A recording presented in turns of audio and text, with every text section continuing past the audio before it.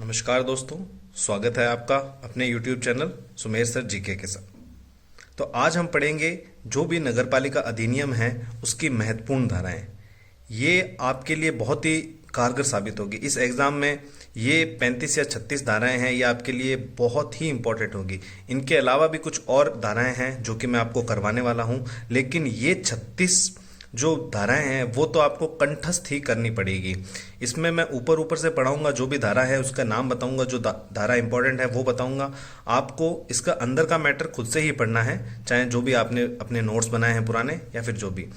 तो आइए शुरू करते हैं अध्याय 2 से, जिसमें है नगर पालिकाओं का गठन। ये है धारा 3 से 50 के बीच। इसमें है धारा 3 नगर पालिकाओं का परिसीमन, धारा 5 नगर पालिकाओं की स्थापना और निगमन, धारा 6 में है नगर पालिका की संरचना, धारा 7 में है पदावधि। इसमें पहली बैठक से 5 साल तक जो भी ऑप्शन आए, 5 साल, पहली बैठक से 5 साल, तो इसमें जो करेक्ट आंसर होगा वो पहली बैठक से 5 साल तक होगा। धारा 15 में है मिथ्या घोषणा करना, धारा 24 सदस्यों के लिए साधारण निर्हरताएं, धारा 35 में निर्हरताएं और धारा 48 में अध्यक्ष और उपाध्यक्ष के कृत्य। अध्याय 3 में है कार्य संचालन और वार्ड समिति। ये धारा 51 से 66 के बीच में। धारा 53 में अध्यक्ष और उपाध्यक्ष के विरुद्ध अविश्वास प्रस्ताव। ये बहुत इंपॉर्टेंट हो जाती है धारा, आपको ये अच्छे से पढ़नी है। धारा 54 वार्ड समिति का गठन, धारा 55 समितियां। अध्याय 4 में एज सच कुछ इंपॉर्टेंट नहीं है, लेकिन आपको इस अध्याय का नाम याद रखना है, जो कि है नगर पालिका संपत्ति, और धारा 67 से 75 के बीच में है। अध्याय 5 इसका नाम है नगर पालिका वित्त और नगर पालिका निधि, जो कि धारा 76 से 89 के बीच में है। इसमें धारा 76 है राज्य वित्त आयोग, धारा 79 है नगर पालिका निधि, और धारा 89 के जो इस सब धाराओं में सबसे इंपॉर्टेंट है, धारा 89 के आपको अच्छे से याद रखनी है। इसमें से एक क्वेश्चन, 2 क्वेश्चन बनने की प्रबल संभावना है। इसमें है नगरीय गरीबों को आधारभूत सेवा निधि का गठन। इस धारा में है नगरीय गरीबों को आधारभूत सेवा निधि का गठन, जो कि राजस्थान नगरपालिका संशोधन अधिनियम 2000 के तहत जोड़ा गया। तो इस संशोधन अधिनियम का भी आपको याद रखना है। अध्याय 7 में है नगरपालिका राजस्व, जो कि धारा 101 से 140 तक है। इसमें धारा 111 जिसमें कर को स्थगित करने या प्रतिशत या उसके सुधार करने की राज्य सरकार की शक्ति निहित होगी। तो इसमें आपको मोटा मोटी याद रखना है धारा 111 राज्य सरकार की शक्ति। धारा 117 में है सूचना का प्रारूप, धारा 129 में है बिल की अंतर्वस्तु, धारा 130 में है मांग का नोटिस। इनमें मैं आपको फिर से कह रहा हूँ, ये धाराएं जो मैंने बताई ये सारी की सारी इंपॉर्टेंट है, बहुत ही ज़्यादा, लेकिन इनके अंदर का जो भी मैटर है आपको खुद से पढ़ना होगा, क्योंकि अपने पास अभी वो समय नहीं है कि मैं इतनी बड़ी वीडियो बना के आपको उसमें सारा समझा पाऊँ। अगर आप कहेंगे, आप अगर चाहते हैं तो मैं उसकी भी वीडियो बना दूंगा। सारी की सारी जो धाराएं हैं इंपॉर्टेंट नगर पालिका की, वो सारी मैं आपको एक बार अंदर की जो भी है मैटर वो भी बता दूंगा। जो भी हो आप कमेंट करके प्लीज़ मुझे बताइए। अब चलते हैं अध्याय 11 में। अध्याय 11 में नगरीय विकास और नगरीय योजनाएं हैं, जो कि धारा 159 से 199 तक है। तो इसमें धारा 159 जिसमें नागरिक सर्वेक्षण और मास्टर विकास योजना तथा अन्य योजनाएं तैयार करना। इसमें आपको ये पूरी लाइन याद नहीं रखनी दोस्तों, नागरिक सर्वेक्षण और मास्टर विकास योजना तथा अन्य योजनाएं तैयार करना, क्योंकि इससे आप कंफ्यूज हो सकते हैं। इसमें आपको इतना सा याद रखना है कि धारा 159 में मास्टर विकास योजना है, ठीक है। धारा 167 में है अप्राधिकृत विकास या योजना से असंगत उपयोग के लिए शास्ति का मतलब पेनल्टी। तो धारा 167 में आप याद रखेंगे पेनल्टी, ये धारा है रिलेटेड पेनल्टी से, ठीक है। अब चलते हैं अध्याय 12 की तरफ। अध्याय 12 में जो कि बहुत बड़ा है, इसमें सबसे ज़्यादा धाराएं हैं। इसमें लगभग 97 धाराएं हैं, 200 से 297 तक इसमें धाराएं हैं। अध्याय 12 में है नगर पालिका शक्तियां और अपराध। तो इसमें धारा 201 में नालियां आदि बनाने की शक्ति, धारा 213 नगर पालिका की नालियां आदि का अतिक्रमण, धारा 234 जीव चिकित्सा अपशिष्ट, धारा 235 परिसंकट में अपशिष्ट। अब धारा 234 और 235 अपने आप में इंटरलिंक्ड है। ये पर्यावरण अधिनियम 1986 के तहत बनाई गई है। धारा 234 और 235 जीव चिकित्सा अपशिष्ट और परिसंकट में अपशिष्ट। धारा 241 में है मूर्तियों की स्थापना।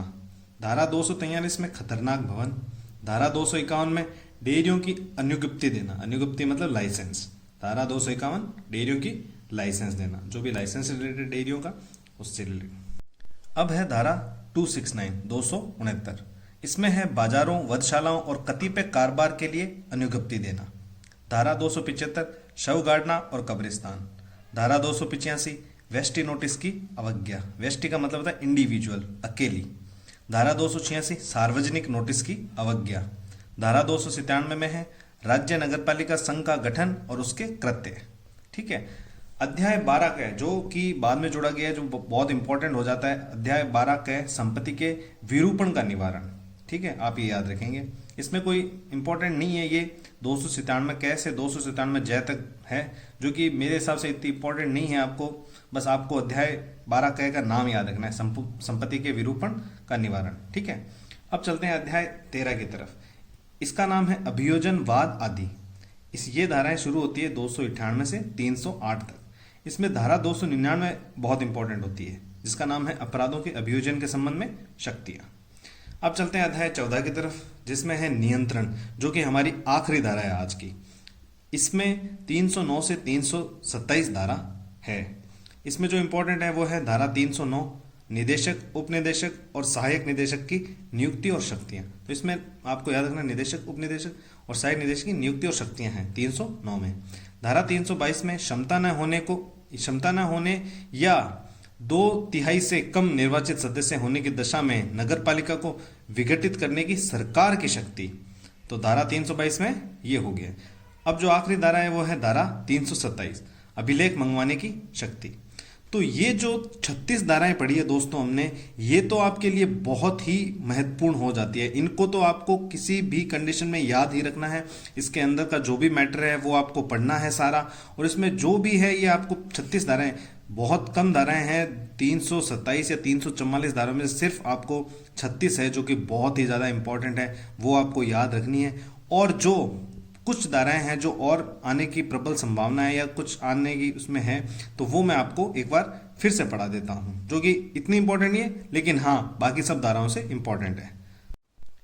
तो दोस्तों ये वो धाराएं हैं जो आपको याद रखनी है। वो 36 धाराएं हैं जो कि बहुत ही इंपॉर्टेंट है, और ये कुछ धाराएं और हैं जो कि बाकी सब धाराओं से इंपॉर्टेंट हो जाती है। तो आइए पढ़ते हैं धारा 1 संक्षिप्त नाम और प्रारंभ। हालांकि ये हमारे सिलेबस में नहीं है, लेकिन फिर भी हमें धारा 1 का पता होना चाहिए। इसमें है संक्षिप्त नाम और प्रारंभ। धारा 16 मुख्य निर्वाचन अधिकारी। धारा 17 जिला निर्वाचन अधिकारी। धारा 21 सदस्य होने के लिए अहरित व्यक्ति। धारा 21 क, धारा 21 क ये आपको इंपॉर्टेंट है, याद रखनी है, कुछ निश्चित स्थानों पर विशेष अहर्ता। धारा 25 में है मतदान का अधिकार। धारा 29 में है भ्रष्ट आचरण। धारा 43 में है प्रत्येक नगरपालिका में अध्यक्ष एवं उपाध्यक्ष। धारा 55 समितियां। धारा 57 समिति का अध्यक्ष। धारा 60 वार्ड समिति के सामान्य कृत्य। ठीक है, ये हो जाता है अध्याय 3 में। अब अध्याय 5 में है धारा 86, जिसका नाम है अधिशेष का विनिधान, मतलब इन्वेस्टमेंट ऑफ सरप्लस मनी। जो भी सरप्लस मनी आई है उसका नगरपालिका क्या करेगी, कहाँ इन्वेस्ट करेगी। ठीक है। धारा 101 नगरपालिका का आंतरिक राजस्व। धारा 107 करारोपण से छूट। धारा 179 में परियोजना या स्कीम का उपांतरण या प्रत्याहरण। धारा 228 में ठोस अपशिष्टों का नगरपालिका की संपत्ति होना। धारा 246 खतरनाक खुदाई। धारा 272 नई वधशालाओं का खोला जाना। धारा 310 निरीक्षण तथा पर्यवेक्षण की शक्तियां। धारा 317 नगरपालिका मामलों की सरकार द्वारा जांच। धारा 326 सरकार द्वारा शक्तियों का प्रत्यायोजन। तो दोस्तों वो 36 और ये 21 धाराएं आपको अच्छे से याद होनी चाहिए, क्योंकि ये धाराएं अगर 36 वो 51 ये टोटल हुई है सिर्फ और सिर्फ 57।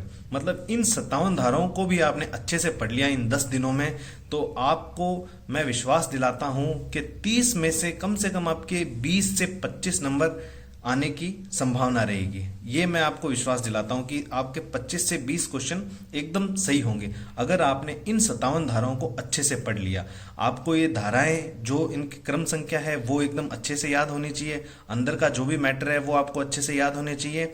तो आपको इस एग्जाम में बाकी आपको मैंने योजनाएं करवा रखी हैं जो कि लगभग 18-19 मिनट की है, तो एक बार वो भी आप देख सकते हैं। तो इस 40 नंबर के पोर्शन में मैं आपको ये विश्वास दिलाता हूं कि आपके 35 नंबर कहीं पे भी नहीं छूटेंगे अगर आप इन 2 वीडियो को अच्छे से देख लेते हैं तो। बाकी आप अच्छे से पढ़ाई कीजिए इन 10 दिनों में, और बाकी जो सब्जेक्ट हैं उन पे भी ध्यान पूरा दीजिए। अगर हो सका तो मैं और वीडियोस भी लाऊंगा राजस्थान से रिलेटेड। तो आपको इस एग्ज़ाम के लिए बहुत बहुत शुभकामनाएं, आपका एग्ज़ाम बहुत अच्छा हो और मिलते हैं जल्दी। Thank you.